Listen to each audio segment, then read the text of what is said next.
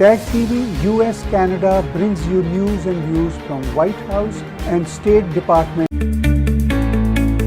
Hello, I'm Supervisory Special Agent Greg Gertis with the U.S. Department of State's Diplomatic Security Service.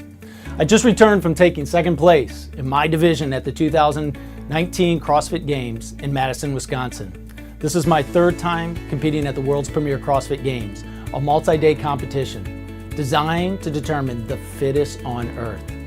Fitness is an important part of life, especially for DS agents who are expected to be physically and mentally prepared for anything, at any time in any location.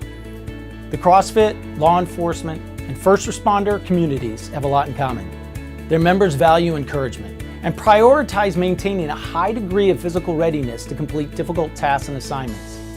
As an operations chief for DS's Office of Mobile Security Deployments, I apply those same values to promote a culture that encourages camaraderie, health, and fitness in order to successfully accomplish our mission, keeping our diplomats safe and secure.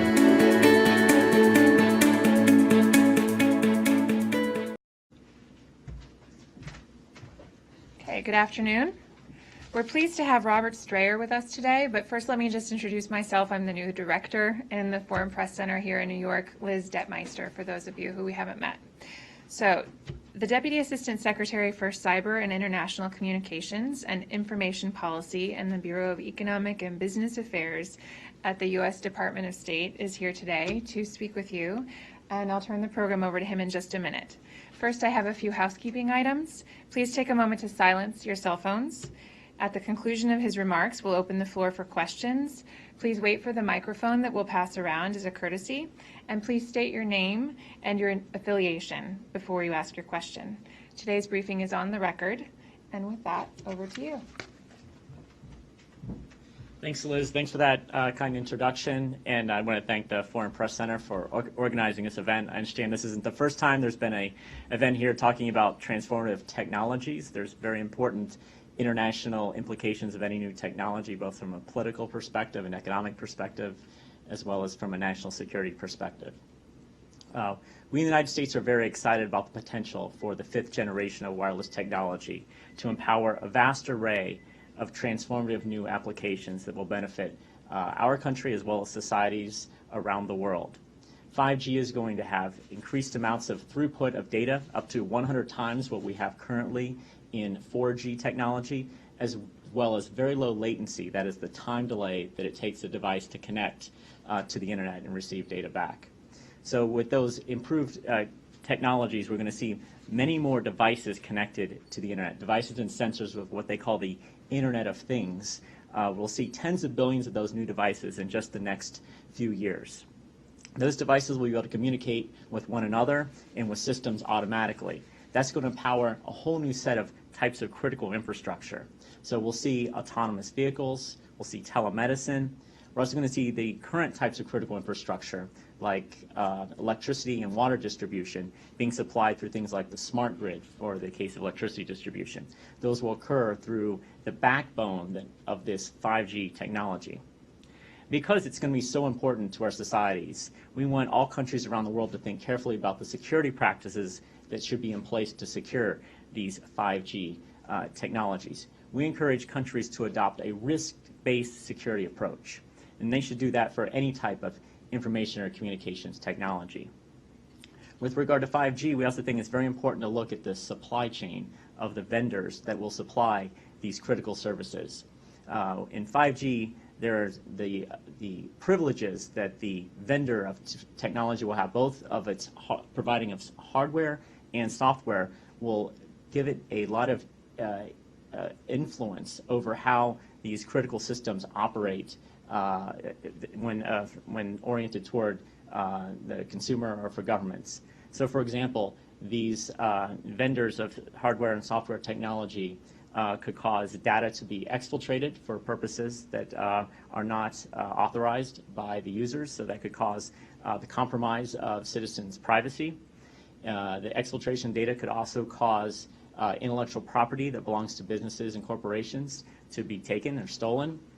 And it could also cause the disruption of those critical services like water and power distribution.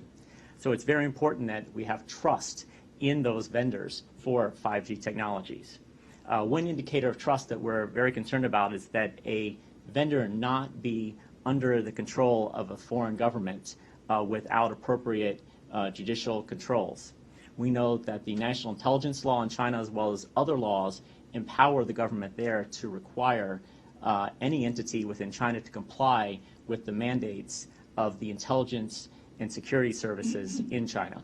We think that's very concerning, particularly because there is no independent judiciary that stands in the middle between those entities and the government. So in effect, they are under the direction of the Chinese Communist Party.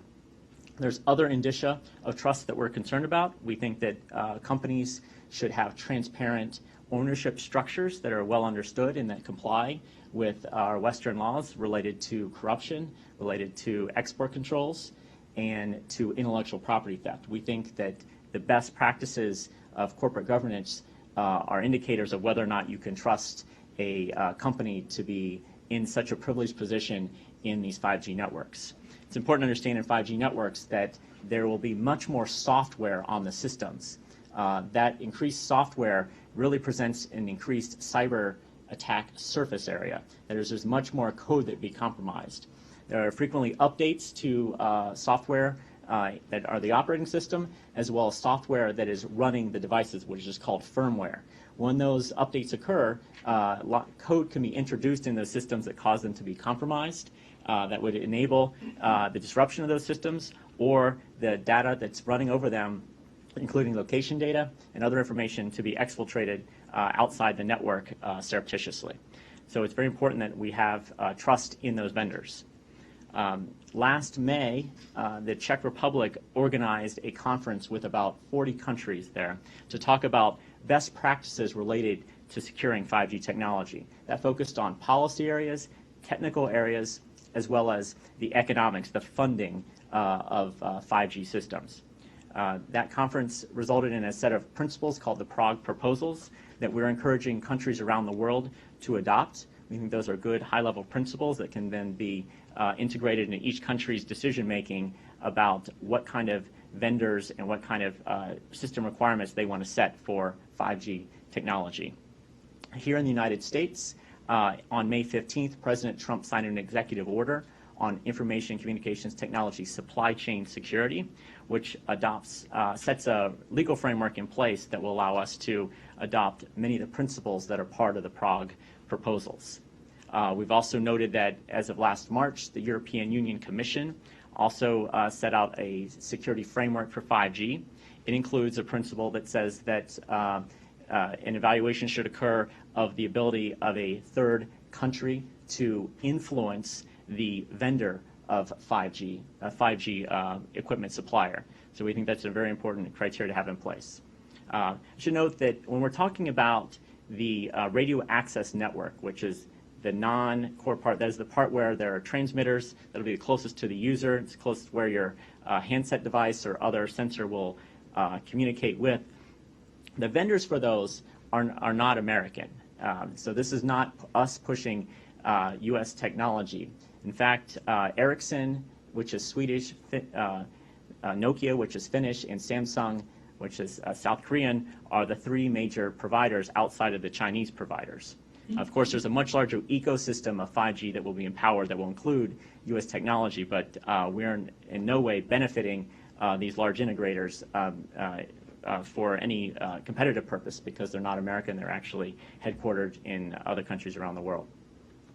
The other point I wanted to make, too, was that because our devices will be connected for all these critical uses in all parts of the network, anywhere there's computing going on within a 5G network will become critical. So there's no portion of the network that one could say is okay to have untrusted vendors. You want to have a trusted vendor in all parts of the 5G network wherever there is computing taking place. That is the collection, the processing, or the storage of data. So with that, I'd be happy to answer any questions.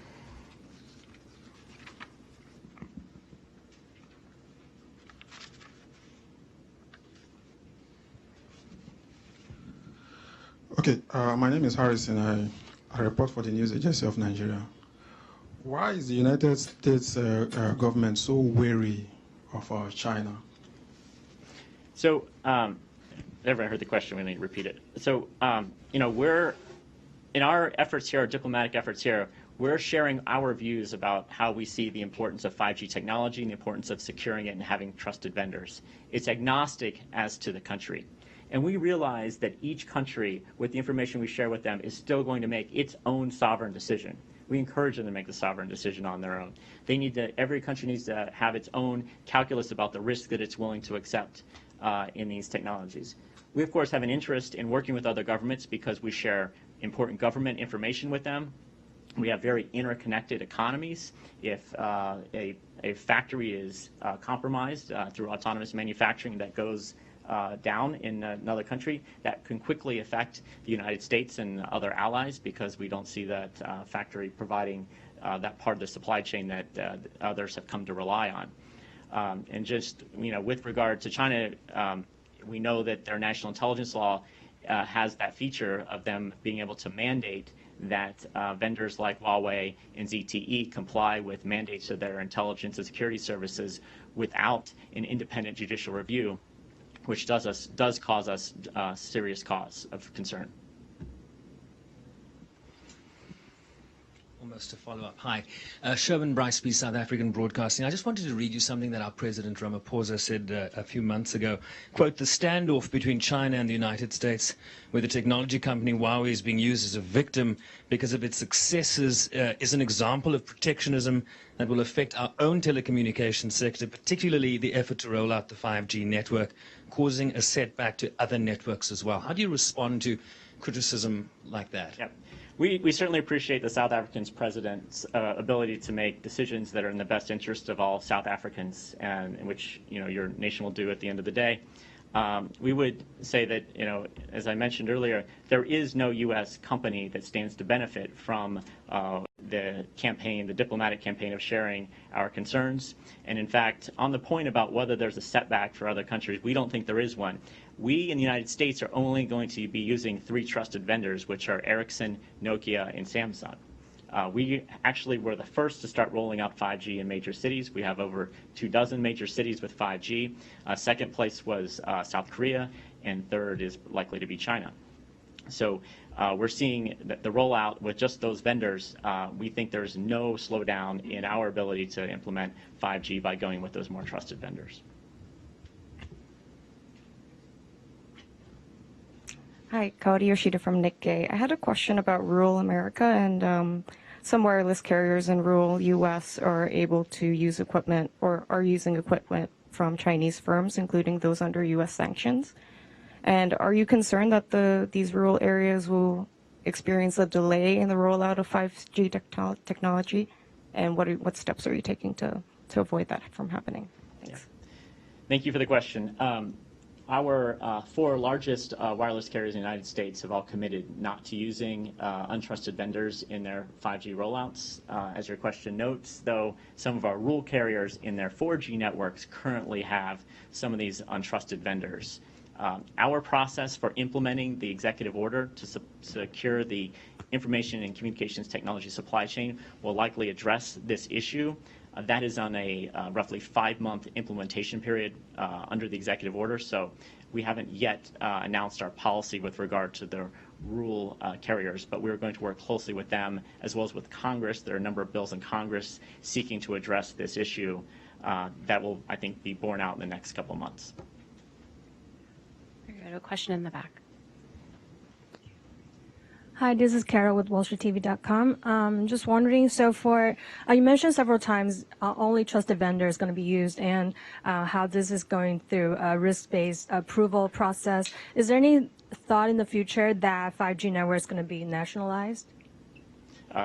No, we're not planning to nationalize our 5G network. We think that competition is important, that we work with the private sector to who knows best how to map out their next generation networks. Hi, Vincenzo Pascale, Messaggero Sant'Antonio, Italy. We know that most of the cyber attack come from Eastern Europe and Russia, and why do you have a main focus on China with 5G and not with Eastern Europe and Russia? Thank you for the question.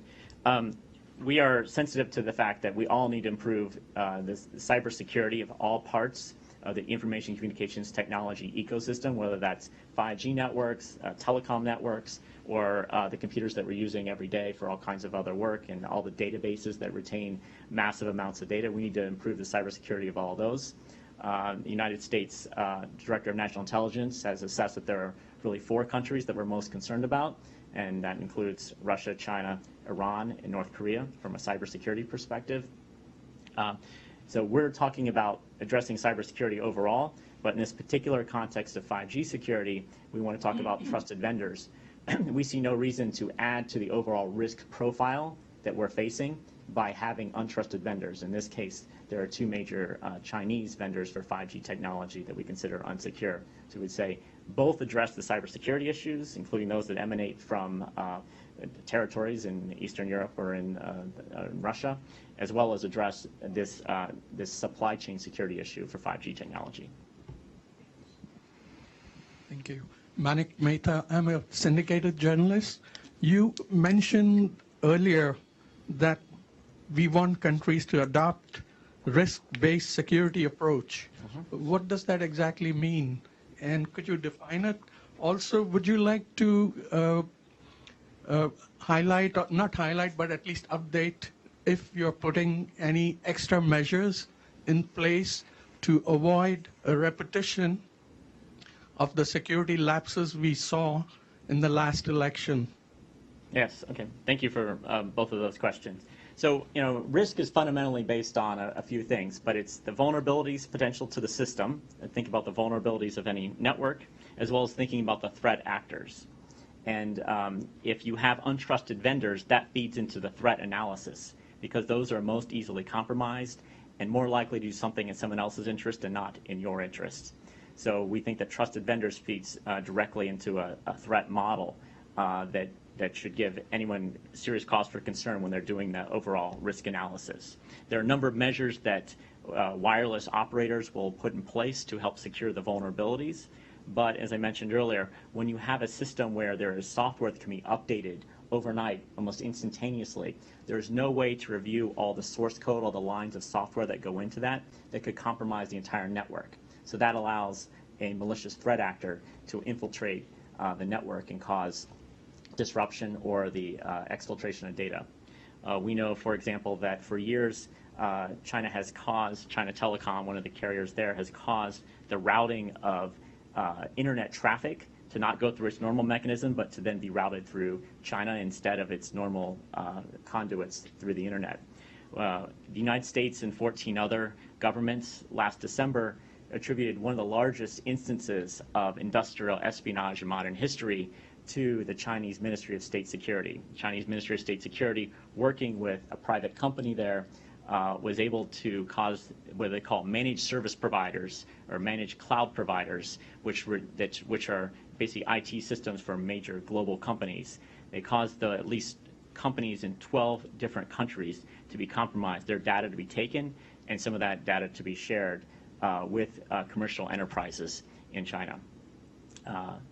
So on your last point about election security, we've taken a number of steps to improve the security of our elections and to take steps against those who would seek to convene influence operations in the United States using social media platforms. So I can't talk about that necessarily in this context of all the specifics, but we're working very seriously on that. We've also put grants out to our state and local governments to help them secure their election infrastructure.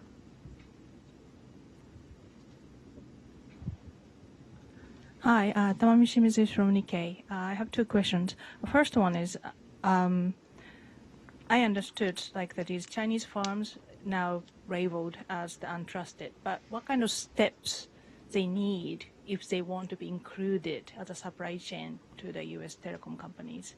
And then second question is, I understood all these 4 top carriers will not use any of these Chinese suppliers for building the future 5G network, but I understood they need to use the kind of fundamental network already existed, like 4G network, and then I wonder, does any of them have any of these Chinese the parts or the system embedded for the kind of previous generation network? Yeah, thanks for this question. So that partially came up in the earlier question someone asked about the rural carriers. So there are some of our rural carriers in their 4G networks have what we consider untrusted vendors in their networks, and we're going, we've said that we've got concern about any 5G network having untrusted vendors. The bigger question about how a company goes from being untrusted to trusted, I mentioned there's a number of indicia of trust, of ownership structure, of compliance with export control laws, with intellectual property theft, and with anti-corruption practices that are indicia of trusted companies. I would note that there are 2 pending indictments against Huawei, one related to the theft of intellectual property from T-Mobile, and the other one related to a multi-year campaign to commit bank and wire fraud that deceived banks about the nature of Huawei's subsidiary in Iran that was in violation of U.S.-Iran export control laws. There's been no admission or any attempt by Huawei to remedy that situation. They've just sought to deny it. And so I don't think we're in a position yet to opine on what would make a company trusted.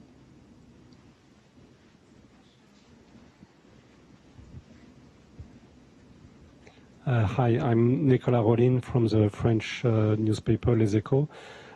It seems there is a problem in the cities with price. The biggest problems of many cities is the price, and it seems Huawei has the cheapest prices on the market. So how can you fight against that? And my second question, is it a possibility for you to completely close the US market to Chinese companies in terms of 5G? So I'll just take the last question first. I just want to be clear. We're not seeking to close the U.S. market from anyone, but we want to just be clear is that we will use the highest standards of security related to our information communications technology, and that admittedly will have some effects on the market of what is allowed to be put into very critical systems for the future of our citizens, and we would, as we talked to others around the world, critical for their national security and economic security as well. Oh, and then the price question. So, every year, dozens of changes happen between one vendor and another vendor. These types of changes happen all the time. There is arguably some price advantage because of the government subsidization by the Chinese Development Bank and the Chinese Export-Import Bank of Chinese technology. That's one of the reasons why we think it's important that the Prague proposals, those principles that we arrived at with that group of dozens of other countries in Europe, was to say that it should be transparent about all the terms of any of these financing deals. Many countries have gotten themselves in the position over the years of having massive debt burdens because they weren't paying any of the cost up front, and so what initially appeared to be a very cheap deal turned out to be very expensive. It's well known that in Sri Lanka, the government had to put up as collateral their port, and they ended up giving that port over to the Chinese government for a 99-year lease to settle their debt situation. So we think it's really important that countries think about what is the long-term sustainable model for information communications technologies, and we're all the time seeing Nokia and Ericsson being selected by telecommunications operators in countries. So that's telling us that they are offering something that's competitive and something that those operators in those countries deem to be economically viable for a longer period of time. Hi, David McClure with NHK News. 2 questions. First, about the potential economic impacts of barring Huawei or ZTE from participating in U.S. markets. And then second, if there's any possibility to impact the way that the United States shares intelligence with other countries that choose to use Huawei or ZTE, other companies that the United States is deemed to be not safe. Yep, thanks for those questions. So on the rollout of the technology, we think we're leading the world in that with dozens of cities already deploying 5G on a commercial basis, not just on a trial basis. We know that Ericsson, Nokia, and Samsung are leaders in that market and have ample supply to supply the build out of 5G. So we don't see any delay in choosing these more trusted suppliers. What I can tell, the only people who are really the original source of suggesting that Huawei is a more sophisticated technology and is in the best position is really the company itself in Shenzhen. I'm sorry, and your second question was any possibility that countries that choose to use Huawei or ZTE will have in some way be affected in the U.S. ability to share intelligence? Yep. So we have important information sharing relationships around the globe with countries. We benefit, our partners benefit. We want to make sure we can maintain those relationships by having a vigorous flow of information, bilateral flow of information. But if countries implement in their telecom networks that are doing 5G untrusted vendors, we're going to have to reassess how we're sharing information with them to ensure that we're not compromising that very vital data. I think we have time for about 3 more questions. Thank you so much. I want to ask the question about 5G and the concern of terrorism. Has there been? Do you think it will have an impact on, especially on organizations' operation like ISIS? Will it help them, or it will help you in stopping them with the recruitment? And my other question, again, related to terrorism, in a wider question, broader, I wanted to ask, right now there are talk about that ISIS is restructuring its organization. They focus on more global scale. Have you noticed any change of their behavior in terms of their cyber activities, especially in terms of recruitment in Western countries, Europe and United States? Majid Gili, Roda Media Network. Thanks for the question.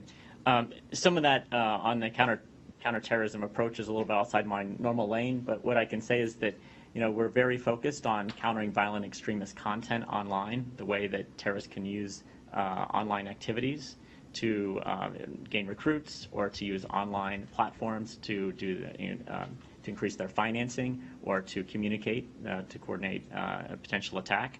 So those are things that we're working on with American and global platform companies to ensure that we're addressing the violent extremism that can be online. And we're also addressing those other concerns about how terrorists can use the internet.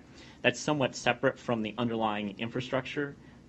There, of course, is anywhere there's more internet connectivity, one needs to ensure that there are appropriate policies in place to address platforms or other communications mechanisms from being misused or abused by potential extremist elements or terrorists. Sophie Ding, Asahi Shimbun. Are you aware of any instances of industrial espionage on the part of China? So the one case that, there have been a long history of industrial espionage by China that led to an agreement between President Xi and President Obama when they signed an agreement in 2015 in the Rose Garden to ensure that there would be no more economic espionage through cyber means. We note that it's continued, and very importantly, last December, the United States and 14 other countries attributed a massive industrial espionage campaign through cyber means to the Ministry of State Security in China.